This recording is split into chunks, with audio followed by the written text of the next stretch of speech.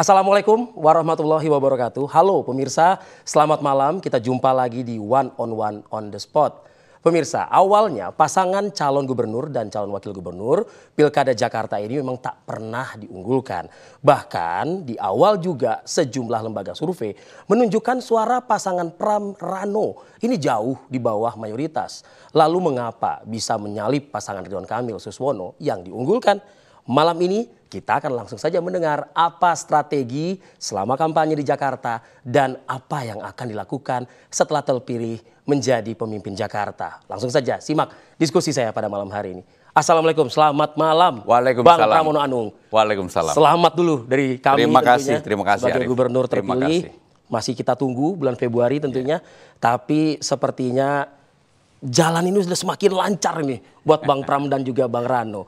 Sebelum pertanyaan, saya juga sedikit dong kasih pantun nih buat Bang Pram. Karena Bang Pram juga waktu kampanye kan tebar pantun di mana-mana ini kan Bang.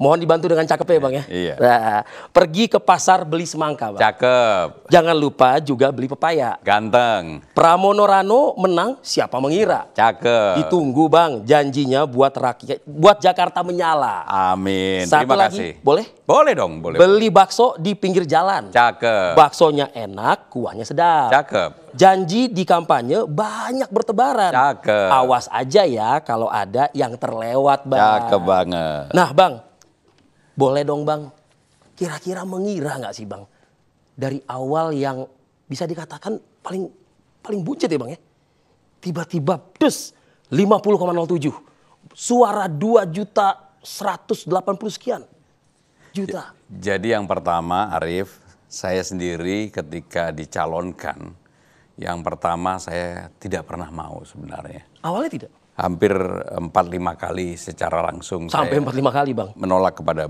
Ibu Mega yang mencalonkan saya. Tetapi kemudian ketika saya sudah tidak punya ruang untuk menolak, saya ketemu dengan Bang Dul. Oh. Dan dengan Bang Dul lah akhirnya yang membuat saya maju. Karena dia yang membesarkan hati saya dan dia juga bilang kalau saya maju, saya harus mundur dari anggota DPR. Iya. Artinya kan ada pengorbanan. Betul. Itulah yang membuat tekad saya dan saya biasa begitu salaman, kerja keras. Ya tentunya di awal pasti kerjanya luar biasa karena survei saya pada waktu itu 0,1%. Buncit gitu loh ya Bang. 0,1% dari 10 orang, 1 orang kurang yang kenal saya pribadi. Itu terbukti ketika saya mendaftar di KPUD pada waktu itu. Ya. Yang kenal pasti pakai baju merah, itu mantan sekjennya gitu kan. Dulu kan saya sekjen PDIP. Jadi betul-betul sesuatu yang semua orang bilang nggak mungkin, tetapi saya membangun optimisme dalam diri saya sendiri dan saya bekerja keras dan saya selalu mengatakan pada diri saya sendiri bahwa lawanmu itu bukan paslon nomor 1 maupun nomor 2, lawanmu adalah dirimu sendiri. Karena selama ini saya selalu mengambil posisi dimanapun untuk bekerja keras. Sehingga dengan demikian ketika 2 minggu dari pendaftaran saya udah di 28,4. Ya. Itu survei LSI pertama. Lumayan langsung meningkat. Ya karena itu tadi mungkin rakyat Jakarta atau masyarakat kasihan sama saya. Orang yang sehari-hari keliling 10, 11, 12 titik yang betul-betul dalam keliling itu saya menikmati. Enjoy banget ya? Enjoy banget. Kenapa saya menikmati? Apa istilahnya Bang? Belanja. Masalah. Dan disitulah saya melihat persoalan utama di Jakarta itu bukan Sudirman, Tamrin, kemudian Gatot Subroto, Kuningan. Aja kan, gitu kan? Itu problem utamanya adalah disparitas, perbedaan orang kaya miskin.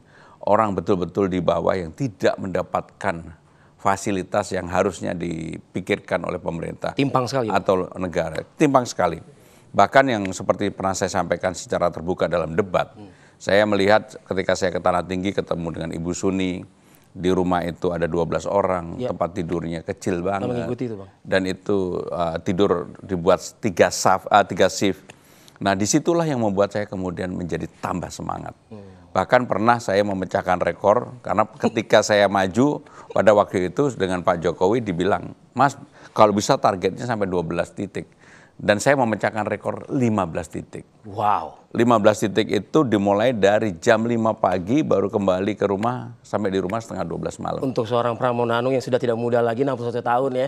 Tidak mudah dan ya saya sebenarnya udah boleh dibilang waktunya untuk menikmati diri sendiri. Makanya menolak sampai 5 kali. Sampai 5 kali.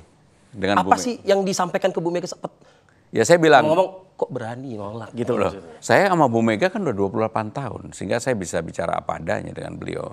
Saya bisa sampaikan ke beliau, Mbak, saya ini kan pertama saya tidak pernah berkeinginan, kedua tidak mempersiapkan diri, ketiga saya udah hampir 7 tahun, 8 tahun tidak pernah mau muncul di ruang publik. Tidak pernah mau diwawancarai TV. Padahal dulu ketika saya menjadi pimpinan DPR, menjadi sekjen partai, saya termasuk media darlingnya TV One pada waktu itu. Kita harus akui itu. Hampir setiap minggu saya diundang ke TV One. Tapi sebagai habis itu pimpinan DPR ya, itu ya. tetapi habis itu kan praktis selama 2 periode menjadi menterinya Pak Jokowi, saya nggak muncul di publik. Jadi terus terang Arief, bukan pekerjaan yang mudah, tetapi menurut saya membangun optimisme banget di dalam tim saya, bahkan di tim saya sendiri sebagian besar sebenarnya juga nggak yakin. Tetapi saya membangun kepercayaan kepada mereka. Gimana kalau saya sendiri nggak yakin, mereka bisa yakin sama saya. Makanya saya kerja keras, meyakinkan teman-teman, membangun tim yang solid, dan yang paling penting adalah fokus. Fokus itu ya. Ya. Oke. Sudahkah ada pihak-pihak, ya sebutlah misalnya kalau Bu Mega ya tentu sudah bertemu, mengucapkan selamat gitu. Pak Prabowo? Jadi Arief, saya yang begini-begini nggak mau bicara ke publik karena bagi saya ini adalah hal yang terjadi di belakang publik. Kenapa saya harus bertanyakan ke Bang Pram, Bang? Karena pada saat Pak Prabowo menjaring menteri, ada tuh, ya kan? Lewat itu Bang Pram juga di situ, Bang, di Kertanegara, Bang. Ya, saya secara pribadi mempunyai hubungan yang sangat baik. Pasti. Dengan Pak Prabowo, dengan Pak SBY, dengan Pak Jokowi, dengan ya partai, termasuk partai-partai yang tidak mendukung saya. Ya. Walaupun tidak kawan-kawan lama itu ya. Walaupun tidak mendukung, saya tetap berkomunikasi sangat baik. Bahkan saya mendapatkan informasi secara langsung dari salah satu ketua umum dan istrinya yang tidak mendukung saya. Suaminya tetap milih yang didukung oleh partainya karena dia ketua umum, istrinya memilih saya. Karena dia udah janji sama istri saya. Kan. Tapi ngomong-ngomong, rumah tangga baik-baik tapi kan. Ini baru pertama kali loh saya sampaikan. Nggak, artinya apa? Saya bisa diterima oleh semua orang dan praktis. Arief, selama saya kampanye hampir 3 bulan, saya nggak pernah lihat apa yang dikampanyekan oleh pasangan nomor 1 maupun nomor 2. Nggak pernah loh sama sekali. Jadi fokus banget. Jadi kenapa itu saya lakukan? Karena saya tahu saya nggak mau terpengaruh pikiran saya dengan apa yang mereka lakukan. Terdistrak jadinya ya gitu ya. Bahkan ketika debat pun, kalau kamu perhatikan, saya fokus aja. Saya nggak kemana-mana. Hanya memang karena saya selama 2 periode menjadi penjaga dapur pemerintah pusat. Betul.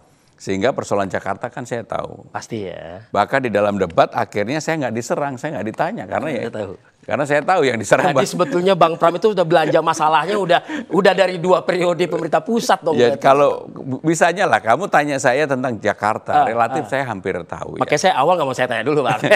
Misalnya bahkan yang kecil-kecil aja jumlah halte, panjang jalan dan sebagainya saya tahu. Betul. Ya karena ke fungsi pusat dan daerah pun juga kan harus dilakukan ya, di-maintain juga oleh Bang Pram. Oke, Pak Prabowo tadi sudah dijawab sama Bang Pram, saya tidak mau bicara. Pak Jokowi. Ya pokoknya saya walaupun partai saya berbeda dan beliau tidak mengendorse saya, secara terbuka kan beliau mengendorse pasangan yang didukung. Saya tetap baik-baik aja. Oke. Ada ucapan selamat? Ya pokoknya saya nggak mau ngomong lah.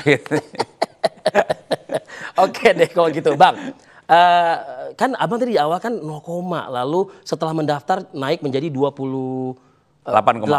Itu 2 minggu setelah mendaftar. 2 minggu setelah mendaftar. Oke. In the end 50,07, 2.180.000 lebih suara Bang Pram dan Bang Rano.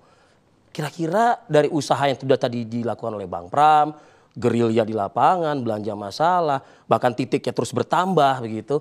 Apalagi yang kira-kira Bang Pram merasa ini kayaknya ada efek atau faktor seseorang nih, anak Abah. atau Ahokers? Jadi secara utama saya kan ketika udah 28,4 naik ke 35, naik ke 41, Ya. itu belum ada dukungan anak Abah maupun Ahoker. Ya.